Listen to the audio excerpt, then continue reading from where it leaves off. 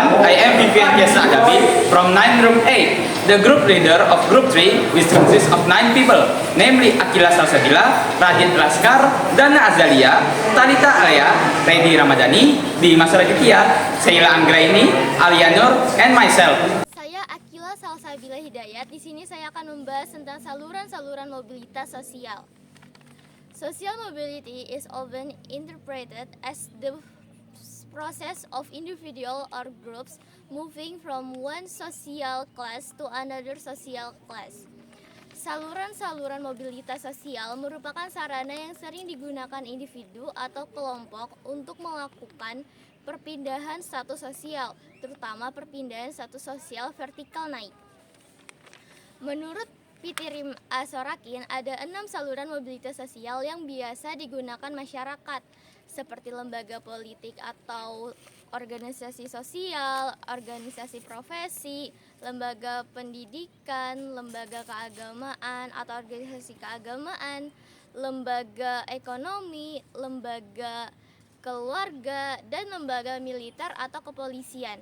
Semua saluran-saluran mobilitas ini dipergunakan masyarakat untuk tujuan yang sama, yaitu berusaha naik ke status sosial yang lebih tinggi. Sekian dari pembahasan saya.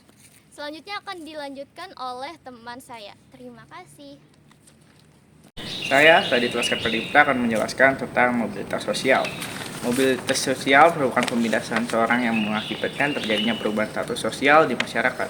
Social mobility can increase social integration between different groups, reduce social tension, and strengthen friendship between individual and group. Hal ini dapat membantu masyarakat untuk menjadi lebih inklusif dan saling mendukung. Dampak positif dari mobilitas sosial antara lain mendorong seseorang lebih maju, 2. Mempercepat tingkat perubahan sosial, meningkatkan integritas sosial. Dampak negatif dari mobilitas sosial adalah terjadinya konflik, gangguan psikologi. Sekian dari saya. Materi selanjutnya akan dilanjutkan oleh teman saya. Saya Dana Azalia Kirana. Kali ini saya akan membahas mengenai macam-macam keberagaman masyarakat Indonesia. What diversity exists in Indonesia? There is a lot of diversity in Indonesia. Diversity works maintain identity and social integration of society. Keberagaman masyarakat Indonesia adalah satu kesatuan dari berbagai perbedaan yang ada di masyarakat. Keberagaman masyarakat yang sering kita temui seperti keberagaman budaya, agama, suku, ras, bahasa, dan adat istiadat. Dengan berbagai perbedaan yang ada, sudah seharusnya kita menghargai, menghormati keberagaman Indonesia. Materi selanjutnya akan dibawakan oleh teman saya. Saya Muhammad Redi Ramadhani. Di sini saya akan menjelaskan tentang integrasi sosial. Integrasi sosial merupakan proses penyesuaian unsur-unsur yang berbeda dalam masyarakat sehingga menjadi satu kesatuan. Unsur-unsur yang berbeda tersebut dapat meliputi ras, etnis, agama, bahasa, kebiasaan, sistem nilai, dan sebagainya. The condition for social integration are as follow. Member of the community feel that they successful fulfill each other needs. Masyarakat berhasil menciptakan kesepakatan bersama mengenai nilai dan norma. Sekian dari saya, terima kasih. Sheila Anggraini Group, and here I will explain about the driving factors and inhibitors of social mobility. Faktor pendorong dan penghambat mobilitas sosial dipengaruhi beberapa faktor pendorong dan penghambat. Faktor pendorongnya yaitu individu, struktural, ekonomi, politik, pertumbuhan penduduk, dan lainnya. Faktor penghambatnya antara lain kemiskinan, faktor kebudayaan, faktor diskriminasi, situasi politik yang tidak kondusif, dan jumlah keluarga yang banyak.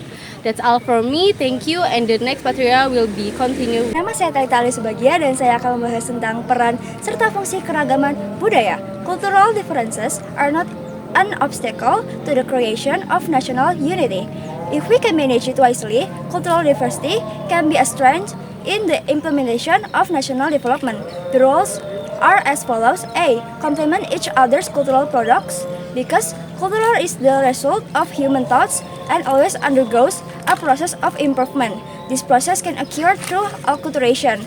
B. As an attraction for foreign nation because of Indonesia's diverse cultural wealth, it can be an attraction of tourists. C.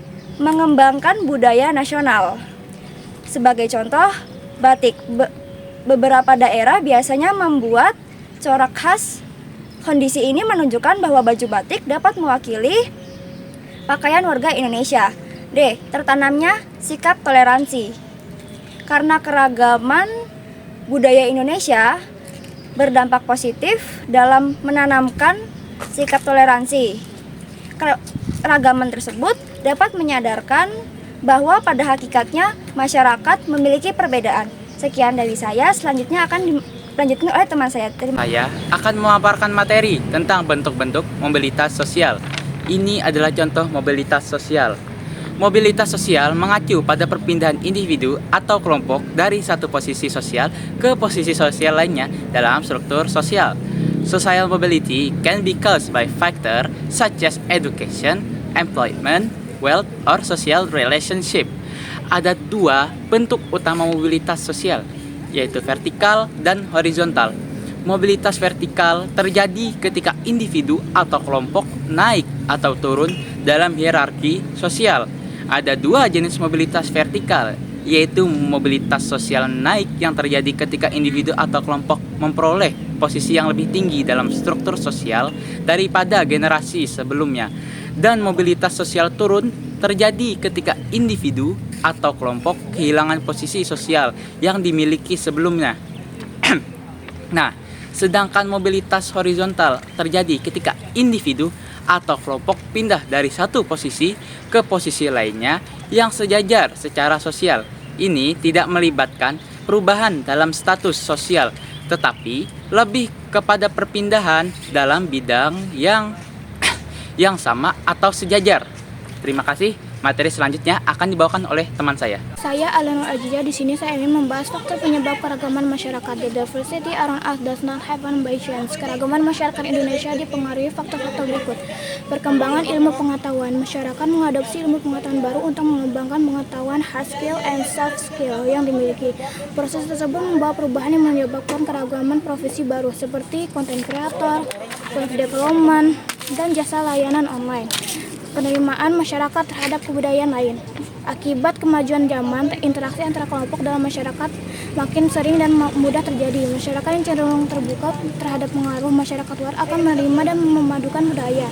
Akibatnya terjadi keragaman budaya dalam masyarakat. Sekian dari saya. Materi selanjutnya akan dilanjutkan. Halo semua, saya Dimas Raditya. Di sini saya akan menjelaskan materi faktor pendorong dan penghambat mobilitas sosial. Mobilitas yang dilakukan oleh seseorang akan menempatkan seseorang tersebut pada suatu kelas sosial yang berbeda dari sebelumnya. Proses mobilitas sosial umumnya dialami masyarakat yang lapisan sosialnya bersifat terbuka. Pada masyarakat tertutup seperti masyarakat berkasta, proses mobilitas sosial sulit terjadi. Di sisi lain, ada beberapa faktor yang mendorong dan menghambat mobilitas sosial. Apa saja faktor tersebut? Yang pertama, faktor pendorong. Adanya penemuan baru, pengaruh jumlah, pengaruh penduduk, munculnya konflik, terjadinya revolusi, keterbukaan pada lapisan, motivasi berprestasi, dan yang terakhir sistem pendidikan maju. Faktor penghambat. Yang pertama, kemiskinan. Kemiskinan dapat menghambat mobilitas sosial dan kondisi ini disebabkan oleh sulitnya mendapatkan akses pendidikan layak sehingga level pendidikan yang mereka miliki pun rendah. 2. Diskriminasi, dan yang ketiga, stereotip gender. Terima kasih dan selanjutnya akan dilanjutkan oleh teman saya.